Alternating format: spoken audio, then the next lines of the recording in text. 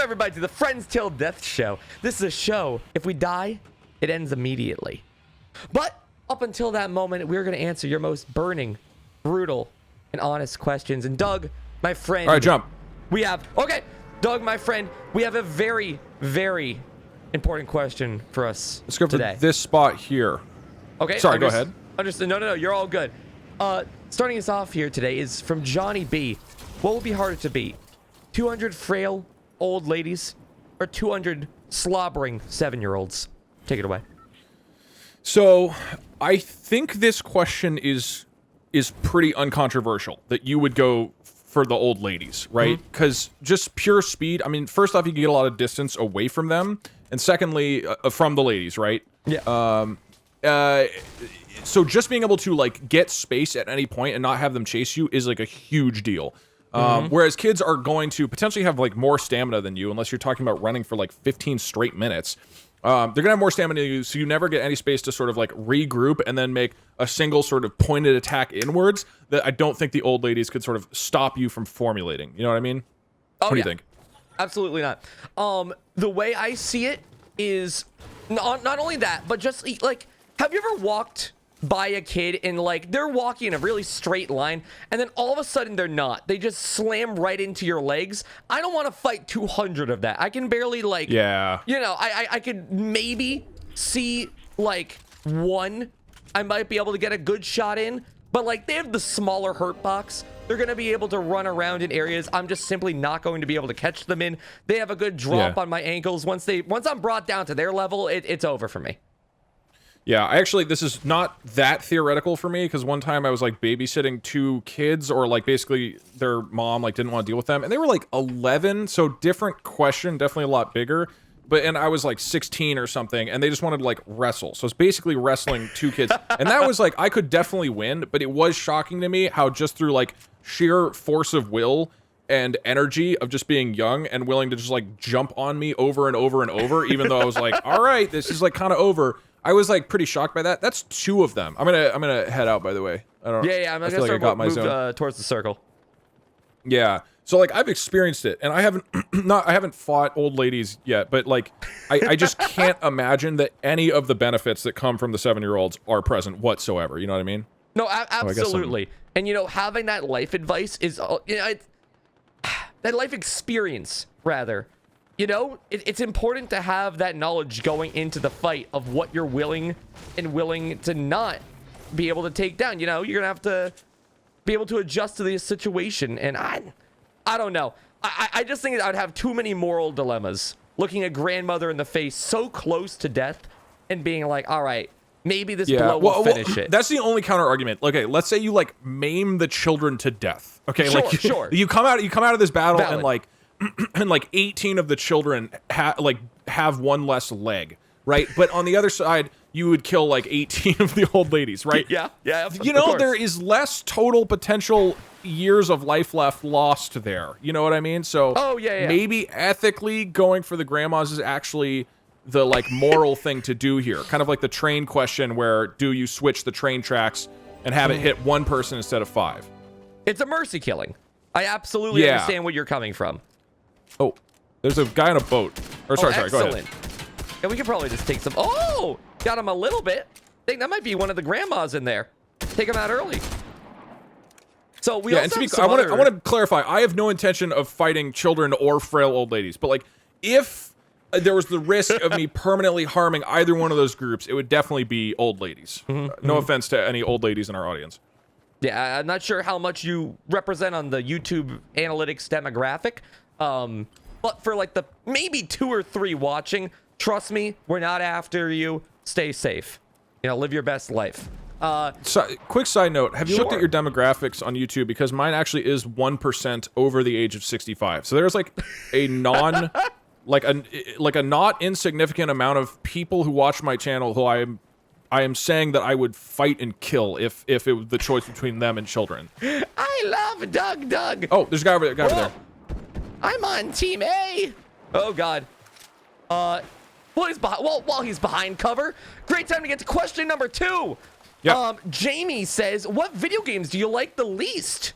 Well, I don't know. I've gone through my fair share of video games, and I actually am very curious because you seem to. Oh, there's a guy.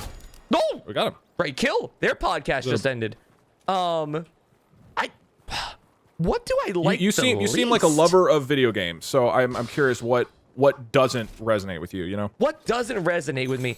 I would say the more slower narrative-driven games that don't really have sort of like what they're bringing to the table is almost exclusively narrative.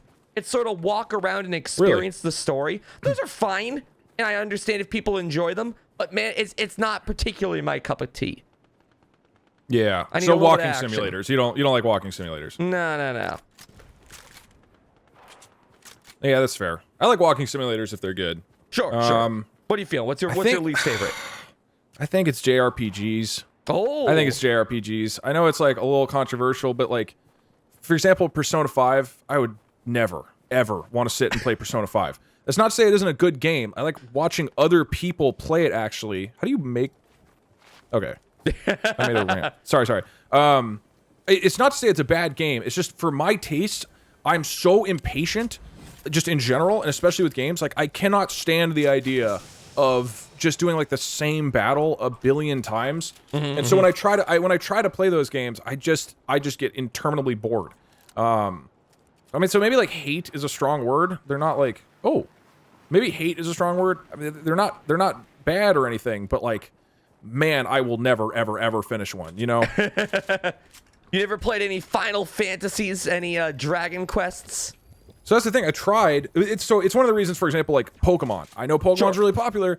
I do not like Pokemon, and it's because I cannot stand sitting there just like, oh, you enter a battle. Let's watch my Pokemon come out of a Pokeball again. Oh, they're gonna do the attack. Let's watch the attack animation again. Oh, they did growl. Cool. I'm gonna sit here for 3 seconds of like my finite life and watch a Pidgey growl at me or whatever. You know, it's just the time of it. It's the same reason I don't like Dark Souls when I tried it. It's like if you're just repeating the same thing over and over and over, it's not relaxing or enjoyable to me. That's why I like roguelikes, because it's always random, so you're never having the exact same moment again, you know, with something like Splunky. But when, like, you have to, in Pokemon, for example, like, whenever you get to the point where you have to just grind enemies, that is where you lose me. But again, very fun to watch. I like them a lot. I like them as a concept, but God, I can't finish. The farthest I got was Final Fantasy X, and I got most of the way through that because the story was badass, and I do like good stories. Fair enough. I think I definitely agree with what you're saying. Like, you're putting all these points out on the table, and I'm like, yeah, like, especially Pokemon. Pokemon, beautiful game. I really do enjoy Pokemon for all it is, but man, early routes, you are playing a slow game for as long as... Okay, let's do it. You're playing a slow game, unless you're, like, Nuzlocke, and you're putting your own user-made challenges on, which I personally love, but, like... and we've talked about that, how like that adds a lot and makes me more interested, but it's still like not enough for me. No, I agree, because like you brought up, oh, I want to watch this Pidgey growl at me for a hot second. Oh, that's a good roll. Sorry. I want to watch this Pidgey growl at me for a hot second. Yeah, it definitely has a little bit of that.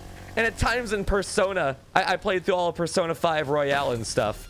There were definitely moments where I'm like, yeah, I am literally just pressing like the auto target button for a second. Like, it picks the best elemental attack, and then I press confirm, and it just felt like maybe 125 hours of playtime is enough. Maybe I think I've hit my wall. I think there's a world where if I somehow got to a point where I just wanted to chill completely and turn my brain off, then it would be great background stuff. But if I'm in a situation where I have free time and want to play... Like, if I was younger, I think I would get more into them. But if I'm in a situation where I have a little bit of free time, I would rather be playing something that is more engaging moment to moment, or at least unique moment to moment, which, you know, many other games offer. Or even just a narrative-driven thing would offer.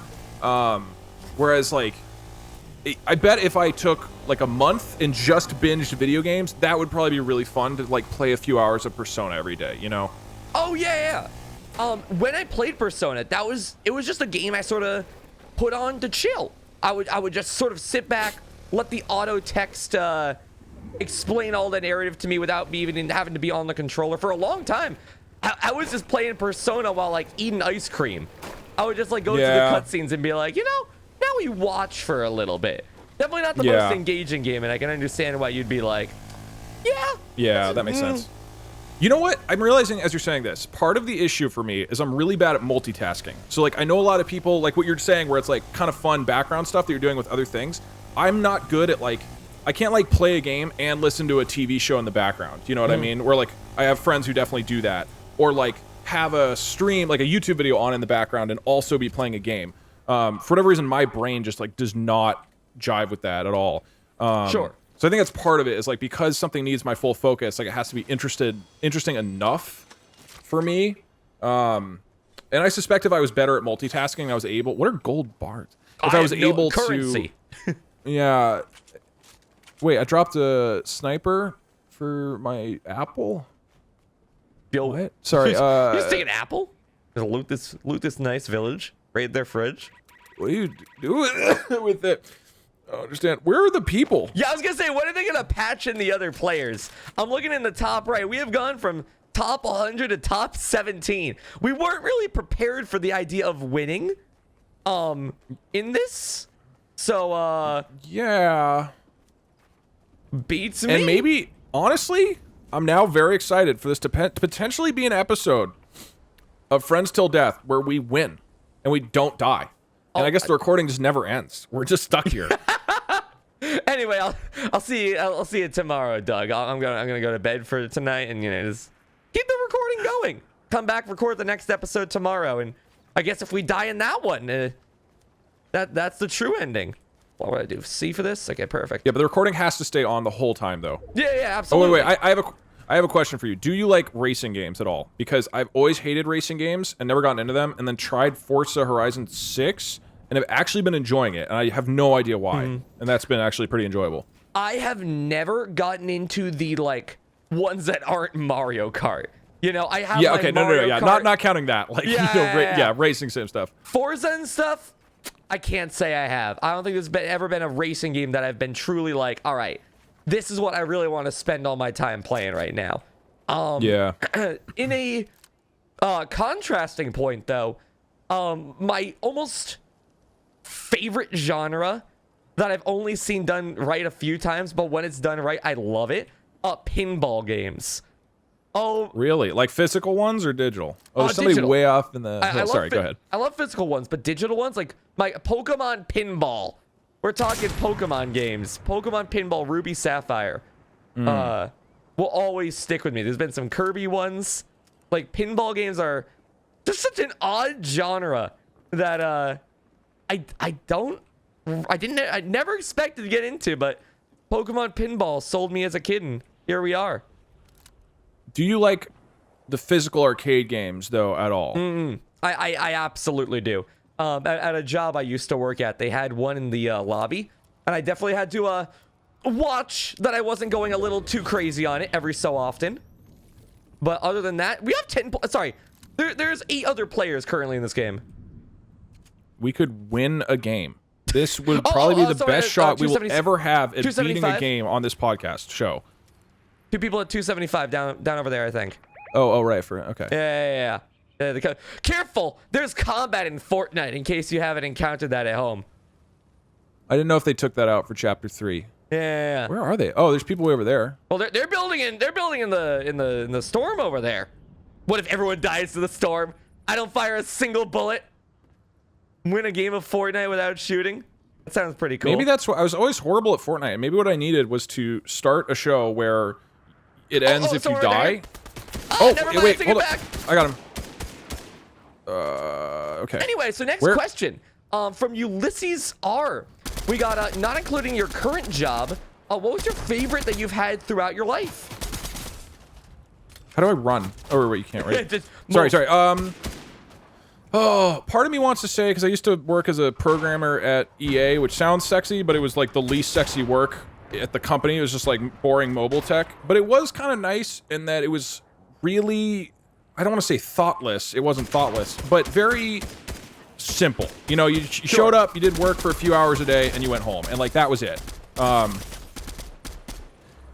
And you know what? You never worked particularly hard. Things never got particularly stressful. You know, was paid well, and it was like sort of as idyllic as you could imagine, in like just a nice job that pays the bills and is never beyond that. Yeah, that was yeah, like enjoyable in a way that I haven't normally experienced because I am like kind of a workaholic. So, yeah, that one was enjoyable, and not in like a fulfillment, creative sort of way, but in just a like. Life is simple and kind of nice in that way. Yeah, that behind makes us. But probably otherwise, I would say working at ESL, which was the I killed somebody. Which was the esports team that I worked at before quitting to do YouTube stuff. Because it was really cool. It was just a really everybody who worked there was pretty much somebody who had like quit a nice job to try to make it in esports. And so it was fun being in an environment where like, even though it was really stressful a lot of the time, and we worked way too much a lot of the time, and everybody was a little cracked out a lot of the time, there was a lot of conflict and stuff. Even though there was all that, like everybody there was like really interesting people, you know, who just like had interesting stories and backgrounds, who were like, yeah, keep going. Nobody was there for an easy job. Like everybody basically like taken pay cuts or whatever to be able to like be there. And I just found that like very inspiring and enjoyable. So in that sense, like the community and culture of it, I enjoyed a lot. Yep. What about you? For me, it was actually, I had a summer job where I was able to teach Minecraft to people at a place called ID Tech Camp. That is insane that was a job. That's amazing. It was really fun, and I sort of took it from the approach of like, well, I want to teach people, I guess almost like light programming or creative design using Minecraft as like a medium. Yeah. And with that, it was just genuinely fun. Also, we got to move a little bit with the storm. I got to just, I don't know, see a lot of really creative kids sort of take on the puzzles that I gave them of like, okay, let's say you do X, Y, and Z with just these materials, or you're trying to build a level for this, and they just kind of executed on it. I don't know. Is it mostly was it mostly built? That's very cool. Is it mostly like asking them to build things was the idea? Oh, I should not drop my sniper. It was primarily